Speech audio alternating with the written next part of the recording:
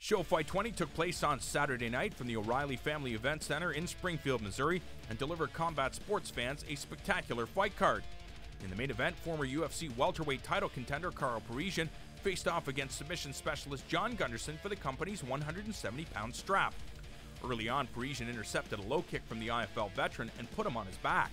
After getting back to their feet, the two tried to feel each other outstanding, but it was the undersized Gunderson who would seize the opportunity, landing a massive knee to the head of the heat. Parisyan attempted to close the distance and once again tried tying up Gunderson, who sat back for a guillotine choke, which Parisyan could not escape from. John Guns Gunderson earns the first-round submission victory and the ShoFight welterweight title.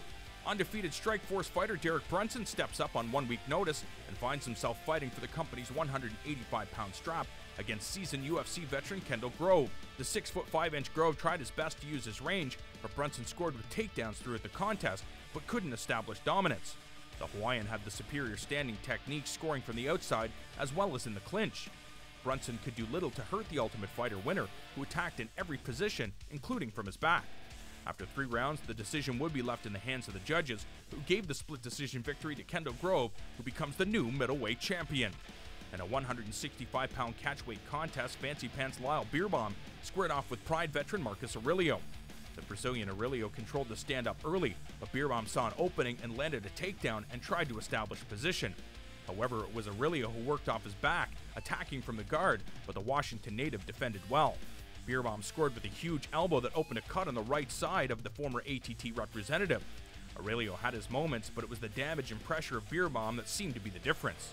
At the end of the round, Aurelio landed an illegal upkick and was penalized a point.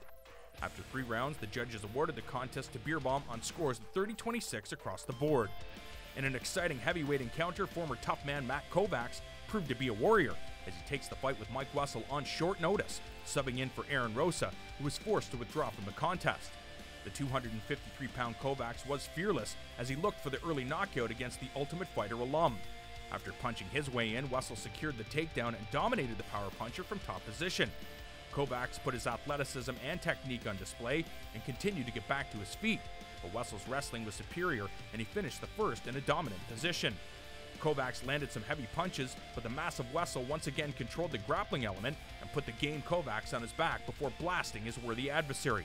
The end came at the 4:50 mark of the second round when the referee had seen enough, declaring Mike Wessel the victor. In a thrilling catchweight contest, Jonatas Novaes squared off with submission magician and colorful character Drew Fickett. The 32-year-old Fickett tried to feel things out early, but the Brazilian landed a head kick that floored the UFC veteran. Novaes went to work on top, smashing the American top team member, and less than a minute into the contest, the official stepped in, declaring the 30-year-old Novaes the winner by TKO.